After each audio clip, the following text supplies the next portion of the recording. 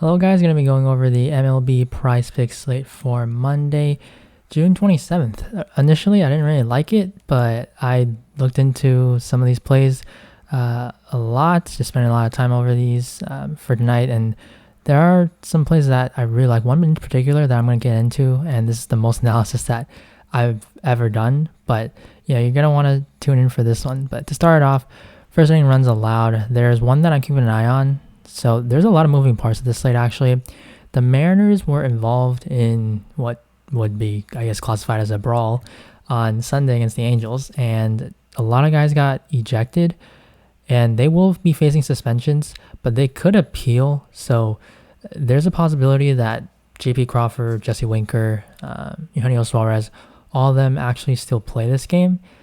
So just keep an eye on if the Mariners are going to be putting out their regular full strength lineup, or if it's going to be a lot watered down. Tyler Francis on the IL, so if they're going to be missing a lot of guys against Tyler Wells, who hasn't been a bad pitcher, he's been actually really decent compared to the rest of the Baltimore staff. This game also in Seattle, pitcher's ballpark, so this is one that I'm going to keep an eye on. George Kirby, good enough to, I would think, hold these Orioles in check. So just monitor the situation in Seattle. And then first inning hits, when those pop out, 1.5 for the Dodgers and Rockies, if that's available for the over, of course, because it is course, but just, not really sure they're going to offer that because, course, they've been trying to tighten up those hits props.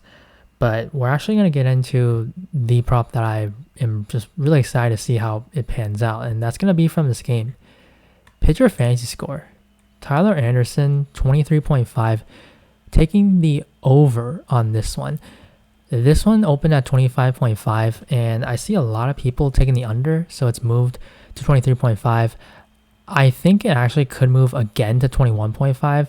We saw with Christian Javier, now that one didn't hit, but people like the under at 30.5. It moved to 27, 24, so it could move twice. So I am keeping an eye on this one. I'm totally fine. Like, I would lock this at 23.5 for the over, but this is the analysis part of it. So the first thing I will say is that Tyler Anderson was drafted by the Rockies. He pitched there his first 4 seasons, and you look at his stats, game log or splits, so 2016 through 2019. Obviously, he wasn't the same pitcher, but he's a lot better now. But look at his home ERA and all of his numbers. He's just been better when he's pitching at home, which is definitely an anomaly for Coors pitchers. Home ERA always lower. Remember, it is all in Colorado, so it's just like it's so. And this was like probably got like an injured year for him here. Maybe it was in the minors or something. But all these years, he's just been better at home. And of course, now after he went to Seattle, now with the Dodgers. And for him this year, like, he's one of the, not honestly like the best pitcher, but he's really good this season. And it's because his changeup is just so good. He's throwing it a lot more because it's just his most effective pitch. You see the increased usage with it, and it's no fluke. Like, the whiff percentage is unreal. His expected batting average, it's really low, even if, not even. It's probably going to be higher for this game because it isn't in course, but something else though, 7 run total for the Dodgers, only 4.8, which is pretty low for a course field game. 82 degrees, but 10 mile winds blowing in, so that's definitely going to help out Tyler Anderson. But furthermore here, so the issue with Coors is that it basically just hurts horizontal and vertical movement for your pitches. And Tyler Anderson, though, he does not throw a curveball. 2% if you count that. But he does not rely on that at all. He shouldn't be throwing that today because curveballs just do not break here. So they hang and then they just get crushed. But changeups, fastballs, and cutters, these 3 pitches, they're fine. Cutters and sliders are good, just based on the way they move, better than curveballs. And then changeups, they're going to be fine as long as the angle, the tilt, the spin is right, how it's going to be able to deceive hitters if it's going to be released similar to how the fastball is pitched. And here's something about the movement. So when you look at the movement on these pitches for Tyler Anderson, he doesn't rely a whole lot on the movement. You compare it to the average, it's always either around league average or below. So he isn't really going to be hurt by Coors Field's effects as much as a typical pitcher who most of the time pitchers here, of course, they're going to struggle. But that's kind of how this pans out for Tyler Anderson. It seems like the way that he pitches, his pitches, it suits him actually pretty well for anybody, as well as anyone that's going to pitch here at the stadium. I would say the things that are going to be counterpoints to this, lefties, Coors, or for Rockies, they're good. K rate, the second lowest, 115 WRC plus, which is 6th, 9th, 14th actually. So still, 115, that's good. But you look at changeups as well. They hit the changeups pretty well as a team. But then you look at who's actually doing the damage. It's actually CJ Crone and Charlie Blackmon. They're just really good at it. But Blackmon, a lefty, hopefully Tyler Anderson can neutralize that a bit. And then CJ Crone, that's the one worry that I have. So hopefully when he's up to bat, he doesn't, really have guys on base. Or if CJ Crone actually rests, he sits out, then yeah, I'm just totally locking this in as my favorite play of the day. But I guess another thing is going back to the movement. If this is boring to you, just want to tail the picks, you can go ahead and skip. But the drop, how these pitches break in the velocity, the difference is large enough for his cutter, changeup, and fastball.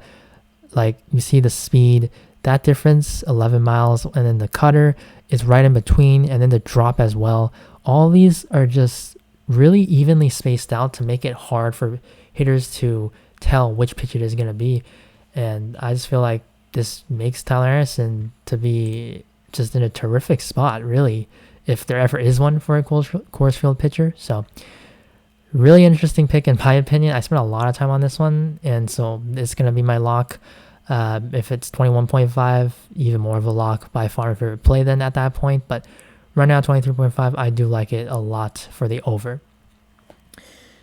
On to hitting, JD Martinez under 7.5. This one might be my least confident, but I'm still going to give it because he's not that great against split fingers. Now his numbers against Gausman, they're not terrible, but Kevin Gausman, he throws the split finger a ton. So that, of course, one of the weaknesses for Boston. Overall, Boston ranks the second worst against the split. So, that's probably already reflected in the run total. It's only at 3.9, and game's going to be in Toronto. So, if there's a tough spot for Boston, this might be it. And then fantasy points, again, some more hitters. So that's going to be the White Sox. Talked about Noah Syndergaard's struggles with the run game. That's going to continue here. Tim Harrison and Luis Robert, both of these guys are base stealers, and they're very good hitters as well.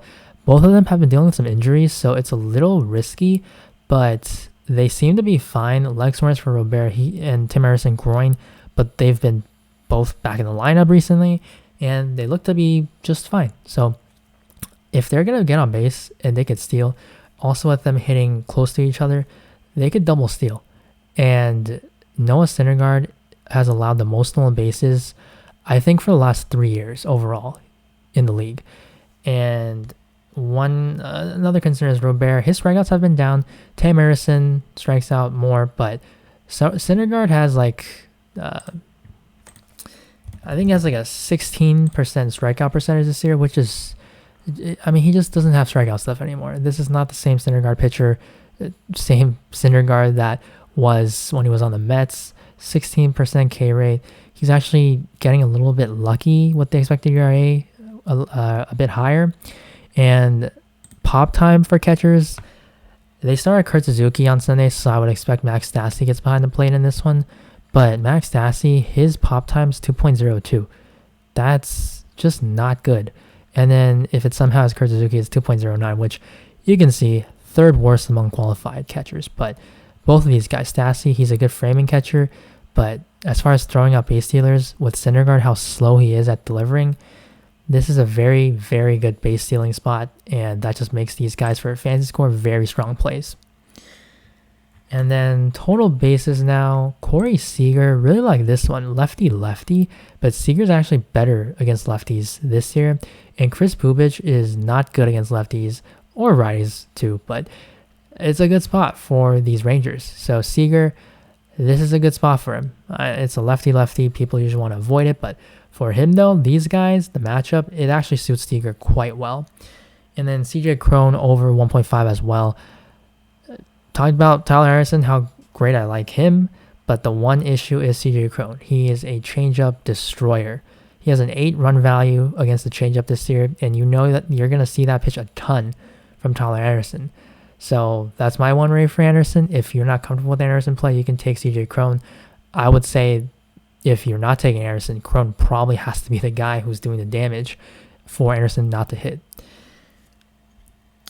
And then now for runs and RBIs, Luis Arraez 0.5 just looks to be a pretty good one for the over, of course, against Tristan McKenzie. McKenzie, he kind of is regressing, which you don't typically see for a young pitcher, but it's a 4.4 run total.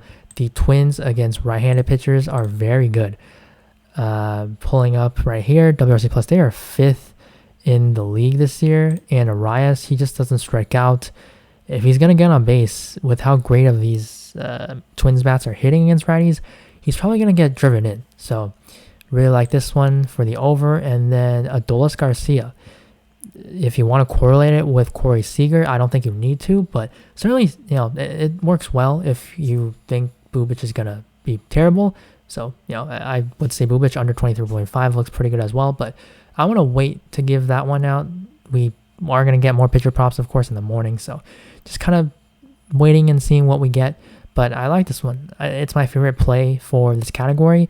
Adolis, he's just been on fire and going to get a platoon advantage here. He hitting third most likely, runs and RBIs. He can do it himself, honestly, with the power that he has. But I like this spot for Adolis. And Robert's fine if you want to stack with Abreu, but I think I prefer the fantasy points because of just Syndergaard. So that's going to be the video for today. I'm really excited to see how Tyler Harrison actually plays today. Just spent a lot of research, a lot of time on that one. So hopefully it works out if you're going to tail on these picks. But going to post the plays, of course, on Twitter later. So good luck on the slate. Thank you guys for watching, and I will see you in the next video. Bye.